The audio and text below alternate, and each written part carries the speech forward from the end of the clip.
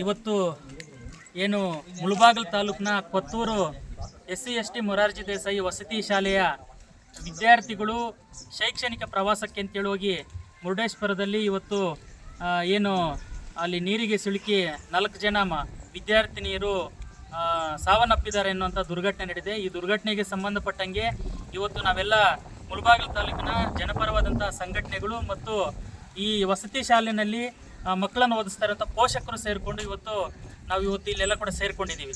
ಪ್ರಮುಖವಾಗಿ ಈ ಒಂದು ಘಟನೆ ನಡೆದಿರುವಂಥದ್ದು ಇಲ್ಲಿನ ವಸತಿ ಶಾಲೆಯ ಪ್ರಾಂಶುಪಾಲರಾದಂಥ ಶಶಿಕಲಾರವರ ದಿವ್ಯ ನಿರ್ಲಕ್ಷ್ಯವೇ ಇದಕ್ಕೆ ನೇರವಾದಂಥ ಕಾರಣ. ಯಾಕೆ ಅಂತಂದರೆ ನಾವು ಈ ಮೊದಲು ಕೂಡ 2-3 ವರ್ಷಗಳಿಂದ ಈ ಶಾಲೆ ಹತ್ರ ಬಂದು ಹಲವಾರು ಸಂದರ್ಭಗಳಲ್ಲಿ ಮಕ್ಕಳ ಒಂದು ಕಾಳಜಿಗೆ ಸಂಬಂಧಪಟ್ಟಂತೆ ಹಲವಾರು ಸಂದರ್ಭಗಳಲ್ಲಿ ನಾವು ಅವರಿಗೆ ಕೆಲವು ಸೂಚನೆಗಳನ್ನು ಎಚ್ಚರಿಕೆಗಳನ್ನು ಕೊಟ್ಟಿದ್ವಿ ಮತ್ತು ಅವರ ಮೇಲಧಿಕಾರಿಗಳು ಕೂಡ ನಾವು ದೂರುಗಳನ್ನು ಕೂಡ ಕೊಟ್ಟಿದ್ವಿ. ಅವರು ಯಾವುದೇ ರೀತಿಯಂಥ ತಮ್ಮ ವರ್ತನೆಯಲ್ಲಿ ಅವರು ಬದಲಾವಣೆಗಳನ್ನು ಮಾಡಿಕೊಂಡಿಲ್ಲ. ಅವರು ಇದೇ ರೀತಿಯಂತ ಮುಂದುವರೆದಂಥ ಈ ಸಂದರ್ಭದಲ್ಲಿ ಕೂಡ ಈ ಥರ ದುರ್ಘಟನೆ ನಡೆದಿರುವಂಥದ್ದು. ಅವರು ಕೇವಲ ಹಣ ಮಾಡುವಂಥದ್ದು, ಇಲ್ಲಿ ದುಡ್ಡು ಮಾಡುವಂಥದ್ದು ಬಿಟ್ಟರೆ ಇಲ್ಲಿ ಮಕ್ಕಳಿಗನ್ನ ಸೇಫ್ಟಿಯಾಗಿ ನೋಡ್ಕೊಳ್ಳುವಂಥ ಯಾವುದೇ ಪ್ರಿಕಾಷನರೀಸನ್ನು ತಗೊಂಡಿಲ್ಲ.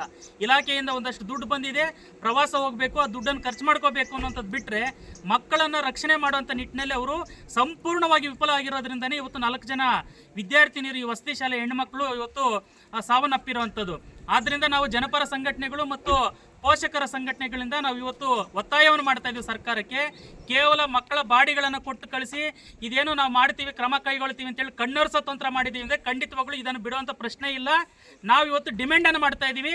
ಮೃತಪಟ್ಟಿರುವಂಥ ಪ್ರತಿಯೊಂದು ಬಾಲಕಿಯ ಕುಟುಂಬಕ್ಕೆ ಕನಿಷ್ಠ 25 ಲಕ್ಷ ಪರಿಹಾರ ಧನವನ್ನು ಸಮಾಜ ಕಲ್ಯಾಣ ಇಲಾಖೆ ಮತ್ತು ಪ್ರವಾಸೋದ್ಯಮ ಇಲಾಖೆ ಮತ್ತು ಇವತ್ತೇನು ವಸತಿ ಶಿಕ್ಷಣ ಸಂಸ್ಥೆಗಳ ಒಂದು ಸಂಘ ಇದೆ ಅದರಿಂದ ಆಗಿರ್ಬೋದು ಮತ್ತು ನಿರ್ಲಕ್ಷ್ಯ ವಹಿಸಿರುವಂಥ ಏನು ಶಶಿಕಲಾ ಅಂತಿದ್ದಾರೆ ಅವರುಗಳಿಂದ ವಸೂಲಿ ಮಾಡಿ ಕನಿಷ್ಠ 25 ಲಕ್ಷ ಪ್ರತಿ ಹೆಣ್ಣು ಮಗುವಿನ ಕುಟುಂಬಕ್ಕೆ ಕೂಡ ಕೊಡಬೇಕು ಅಂತ ನಾವು ಮೊದಲ ಡಿಮ್ಯಾಂಡನ್ನು ಮಾಡ್ತಾ ಇದ್ದೀವಿ.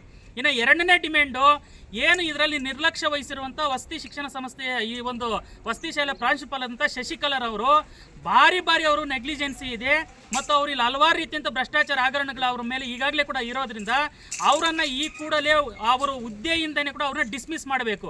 ಅಮಾನತು ಮಾಡೋದು 6 ತಿಂಗಳ ನಂತರ ಮತ್ತೆ ಅವ್ರನ್ನ ಕರ್ಕೊಬರೋದು ಇದನ್ನು ಯಾವುದಾದ್ರೂ ಮಾಡಿದ್ದೀವಿ ಅಂದರೆ ಖಂಡಿತವಾಗ್ಲೂ ಜನಪರ ಸಂಘಟನೆಗಳು ನಾವು ಪೋಷಕರು ಅವರನ್ನ ಅಕ್ಸೆಪ್ಟ್ ಮಾಡ್ಕೊಳ್ಳಿಕ್ಕೆ ಸಿದ್ಧರಿಲ್ಲ. ಅವರನ್ನು ಈ ಹುದ್ದೆಯಲ್ಲೇ ಇರಲಿಕ್ಕೆ ಅವರು ಅನ್ಲಾಯ್ಕ್ ಇರೋದರೆ ಆ ಕಾರಣದಿಂದ ಅವ್ರನ್ನ ಡಿಸ್ಮಿಸ್ ಮಾಡಬೇಕು ಅನ್ನೋಂಥದ್ದು ನಾವು 2ನೇ ಡಿಮ್ಯಾಂಡನ್ನು ಮಾಡ್ತಾ ಇದ್ದೀವಿ.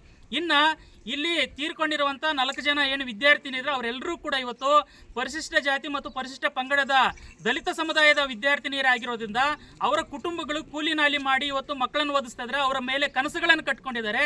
ಆ ಮೂಲಕ ನಮಗೆ ಆ ಮಕ್ಕಳು ಓದಿ ದೊಡ್ಡವರಾದ ಮೇಲೆ ಅವ್ರು ಯಾವುದಾದ್ರು ಹುದ್ದೆಗಳಿಗೆ ಹೋದಾಗ ನಮ್ಮ ಕುಟುಂಬಗಳು ಆರ್ಥಿಕವಾಗಿ ನಾವು ಸಬಲರಾಗ್ಬೋದು ಅನ್ನೋಂಥ ಕನಸುಗಳನ್ನ ಕಟ್ಕೊಂಡು ಅವರು ಶಿಕ್ಷಣಕ್ಕೆ ಕಳಿಸಿದ್ದು. ಆದರೆ ಇವರ ನೆಗ್ಲಿಜೆನ್ಸಿಂದ ಆ ಮಕ್ಕಳು ಇವತ್ತು ಪ್ರಾಣ ಕಳ್ಕೊಂಡು ಆ ಕುಟುಂಬಗಳು ಇವತ್ತು ಅನಾಥವಾಗಿದ್ದಾವೆ. ಅದರಿಂದ ನಾವು ಇವತ್ತು ಡಿಮ್ಯಾಂಡನ್ನು ಮಾಡ್ತಾ ಇದ್ದೀವಿ. ಆ ಕುಟುಂಬಗಳಿಗೆ ಕನಿಷ್ಠ ಸಮಾಜ ಕಲ್ಯಾಣ ಇಲಾಖೆ, ತಾಲೂಕು ಆಡಳಿತ, ಜಿಲ್ಲಾಡಳಿತಗಳಿಂದ 2 ಎಕರೆ ಸರ್ಕಾರಿ ಭೂಮಿಯನ್ನು ಮಂಜೂರು ಮಾಡಬೇಕು ಅನ್ನೋಂಥ ಡಿಮ್ಯಾಂಡನ್ನು ನಾವು ಇಡ್ತಾ ಇದ್ದೀವಿ. ಅದ್ರ ಜೊತೆಗೆ ಆ ಮಕ್ಕಳೇ ಇದ್ದಿದ್ರೆ ನಾಳೆ ಬೆಳಿಗ್ಗೆ ಓದಿ ಒಂದು ಉದ್ಯೋಗ ತಗೊಂಡು ಆ ಕುಟುಂಬಗಳಿಗೆ ಆಸರೆ ಆಗ್ತಾ ಇದ್ರು.